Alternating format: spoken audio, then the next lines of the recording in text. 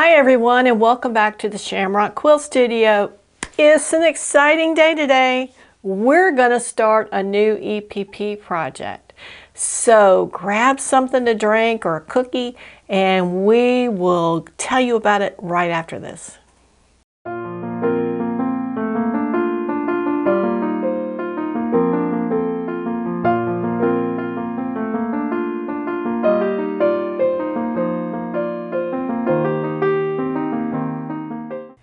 And welcome back to the Shamrock Quilt Studio. I've been talking about a new EPP project for 2024 for a while, and I've finally made some decisions about that. I think the last time we talked about it, I was telling you about a EPP project that I saw hanging behind someone in a YouTube video. I did finally, after a lot of searching on my phone, find that I had captured the image of the quilt with the woman standing there. It's kind of blurry because it's a screen capture from the TV, a picture taken by my phone, so you can imagine what it's like, but it still gives me the essence of what the project looked like, and enough that I can use that as the jumping point off to make my new EPP project. Now, originally when I went shopping, I was looking for blue and yellow fabric, and I think maybe I talked about that in another video. But when I got to the store, there was none available. And I considered still using the blue and white and then just using the yellow as an accent, or going ahead and buying the blue and white and trying to shop for another fabric. But sometimes we have too many choices. And I think that for me was the situation that day. So I found something else that I liked, and it's this beautiful fabric. It's very unique. Let me see if I can, oops, there's the selvage right there. It is copyrighted 2020 by Brother Sister Design Studio, which I think may be exclusive to Hobby Lobby because I notice a lot of their fabrics are from this designer or this design studio. But I really like this fabric, a little bit of reasons why. It's a subtle pattern. It's very happy looking to me. We've done green quilts. We haven't done that many. We've used green in a lot of our quilts, but nothing other than the Irish chain quilt that was truly green. And this is a different kind of green. This is, it's got some really dark foresty or black greens, gray greens in it. It's got some very, very pastel-y blue-green. It's got some mint green. It's got some leaf green. It's just got a variety of different hues in that greenish blue family, from the very dark to the very light. And then it's got a little dot, a little pink dot, and a little green dot. The green dot is kind of a sea green. It's got a little bit of blue in it, a little bit of green. A very charming color. And then it's got a pink, and it's kind of a bright pink, but it's not a hot pink. And it's got those colors in there, and I thought that we could use the colors of the dots and then the colors of all the leaves and then the white as the background. We could even put a little bit of gray in here if we wanted to. We've got a wide latitude of greens, a little bit of bluish, grays, and a little bit of pink. So I'll show you the fabrics I picked out in just a moment. But first I want to show you, this is my box of EPP papers, and I think actually I have two. And I try to keep all of my papers that are not currently being used here as a way to organize my sewing room. And I've got everything in here from 1-inch squares, 1-inch honeycombs, I've got hexagons, I've got little extra pieces from projects. I've got really large diamonds, which I considered that as this project. I've got even, here's a piece of a bag of homemade hexagons that I used for a couple of projects. I've got some paper pieces for some custom EPP applique, and I just lost something there. So there's a lot of variety in here. This is a homemade pattern for a pattern I saw online that I haven't tried yet. So there's a lot of variety in here. I do reuse my pieces depending on how you sew your EPP. You might get one use out of the paper, sometimes you get two, and if you are like me and you do not sew through the papers, you can get even more uses out of them. I have these large pieces, and I think they are 2-inch diamonds. And I thought about using that, but if we only go with a lap size or a sofa quilt, we're not going to have very much variety in the patterns and colors with using such a big diamond. So I'm going to go with the smaller diamond. And these are used. They are, let's see, 1 3/4. Gosh, does that sound right? But there's a big difference between, and I'll show you, between, let me double check. Oh, I'm sorry, these are 2 1/2. Apparently I can't use a measuring strip. A 2 1/2 and a 1 3/4. And you can really see the difference there in size. So we're going to use the 1 3/4. And that's measured point to point. But a big difference. Now, if you were to make a quilt from the big one and a quilt from the little one, the quilt from the little one is going to be heavier than the one from the big one. And that's because you're having to fold over the fabric, and you'll have fewer double layers of fabric with this one than this, meaning that the space in the middle that only has 1 layer of fabric is larger with this one than this one. But we're going with the smaller one. So I'm going to kind of pack this up again. And I wanted to show you, I brought out this quilt today because this quilt is made using these small diamonds. So I wanted you to see an alternate pattern with these diamonds. This one is well used. It's got that lovely crinkled appearance. It's been washed and dried many times. In this one, what I did was I put 6 of the diamonds together with the same fabric, and then used a neutral, I think that's kind of a linen color here between the stars, and then a darker buff or tan as the border. So that's another way that that particular EPP piece looks. But we're going to do something completely different, and that's an extra star and how it's put together. If you were going to do this, you would make sections like this and then fit them together.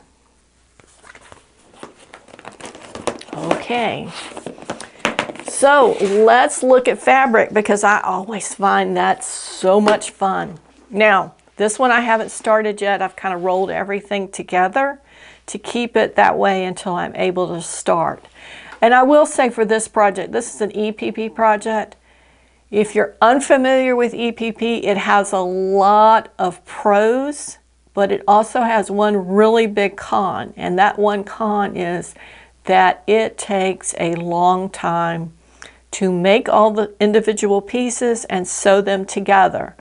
So if you're looking for a project that you can whip together in a couple of weeks or a month, this is not it.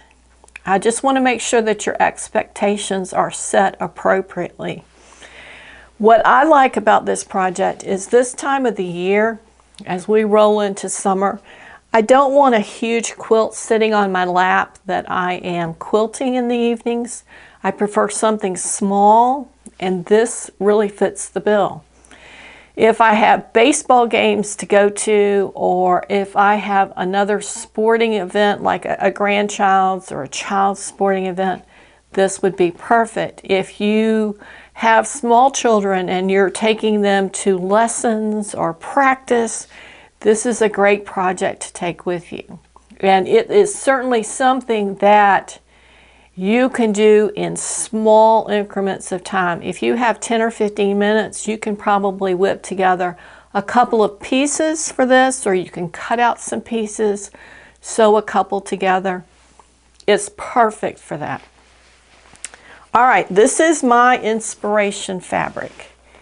It's this beautiful leaf fabric. And I'm going to adjust here because I want to make sure that if we need the close-ups, we have them. But it's got those great little leaves in no flowers at all. And then with that fabric, I picked some others to go with it. And I think I'm going to sit that right there. And I'll show you each, and then we can compare them to the inspiration. First up, I wanted a pink. So I looked at what they had, and this pink seemed to be a really great match to the little dot in the fabric. I wasn't super crazy about the pink fabric having a dot, but it's a tiny, tiny little white dot. And I think once we put that in the little small diamonds, that you won't even see that. You'll have to get really close up to see what the patterns are. Just like when you're looking at this, you really can't tell what that pattern is on that fabric versus the pattern on this fabric. You just see an overall color and maybe a tonal quality to it, but the actual pattern you don't see. So that's why I think this one will work really well. And like I said, it's almost exactly the same color as that little dot. As is this fabric. This is kind of I like to call it like an ocean green. It's got a little bit of blue in it. It is a very, very close match to the green dot in this fabric. It is a solid, and I think it will go along really nicely with that. Then I also picked out a very, very pale green. I'm trying to think of what this reminds me of. Maybe a seafoam or a very pale mint green. It's got a little tiny bit of yellow in it, I believe, and that makes it almost a perfect match for either that leaf or that leaf. So we have that one to go with it. And then the final fabric that I picked up this day that I went shopping was a really dark, deep green, because these leaves on here are very deep. Some of the areas almost look black. They're so dark, but they are green, and I wanted something really dark. There is a little bit of tonalness in these leaves. They have little variations in the coloring of them. They do have a little stripe through them, depending on the leaf itself. So this one has a little bit of mottling in it. It's dark in some areas. It's a little bit lighter in others. So I thought it would be a really good choice to go with this. So you have 5 fabrics here that we're going to start with. I'm going to use a white as my, I want to say background, but it's not really background. It's going to be the base of it. We'll call it the base. And I probably will look for a even paler pink to kind of mix in this. Not as much. I think I got a yard of all of these, and I don't remember what I got of this. Maybe 2.5, 3 yards maybe. I did buy more of this than I thought I would probably need, just because it's such a unique print and it is the inspiration for this project that I thought I needed to make sure I had enough for whatever I chose to do. And I may get another green as well. I don't know at this point what I'm going to be able to find and what will go with it. And as I start building this, what other color I may need to bring in. 4 may be plenty. 5 may be plenty. I may need 6. I don't think I'm going to go more than 6. And the design on this more than likely is going to be built once the pieces are constructed. So I'll go ahead and make a dozen of each pieces and then sit down and see how they look together, what shapes work together, how we want to construct that very center of it, because it's going to start out with the center and then build out. And I'll take just a minute to show you what I mean by that.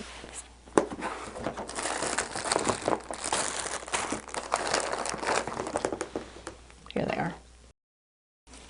Okay, so if we're looking at these 6 pointed stars, and I wanted to tell you these are probably 60-degree triangles. I'd have to let you know for sure. Oops, they're squeaky. We're going to start out with a circle of these, I keep wanting to call them triangles, diamonds. Diamonds, diamonds. And I'm initially thinking that this circle would be our inspiration fabric. And then from there, we're going to build by adding additional diamonds around that center circle. And we're going to build in that way all the way out. I'm leaving just a little bit of space between these so you can see how they go together. And some of these are a little, I want to call them warped, might be a good. If we put those underneath a dry iron, they should get just about flat. Okay, we're not lining up there, but we will when we do it. Okay, now we've got two circles, inside circle, outside circle. And then what I'm envisioning is that this will kind of be a variety of fabrics. We might do it mostly in white and then have maybe these two in the pink and these two in the pink and maybe these two in the light green, and just kind of build out from that. And as we go into the third circle of diamonds, then we will alter that pattern somewhat because we want it to be more random than static, so that it's bringing your eye into the center versus center out. And that will probably mean that we will have sections like this that will be the same fabric. We will probably have, how will I do this? Sections like this that will be the same fabric or similar fabric, so that we can have this little random pop of a pattern within our big random design. I know it sounds crazy. I think it will work. And the good thing about EPP is once you start making your pieces and you start putting them together, because I always treat them like a puzzle and put them together here to see what I like and what I don't like. And then I start sewing them together. So at any point along that process, I change my mind and I say, I don't like the way that looks, let's try this. And I can just rearrange them and look at a different pattern. And you can do the same thing too. If we start doing this and you don't like the way it looks, rearrange them. It's a puzzle. Put it together the way you want to put it together. So that's our new project. I'm really excited to start on it. Like I said, don't expect this one to go very quickly. I would anticipate that we will still be making EPP pieces when we get to the end of the year. We may or may not have anything put together by that point. And I will probably at maximum do one show a month about this, just to show where our project is and what it's looking at, and maybe spend a couple minutes playing with the pieces, and just go from there. It's going to be, we're going to kind of wing this, because I've done EPP videos where I show you how to do it and give you tips, and we'll go through that again. Our first couple of shows will be about how to cut your fabric, how to get the most pieces out of your fabric, the different ways that you can baste them with glue basting and thread basting, and sewing in the paper, not sewing in the paper, why I like each one.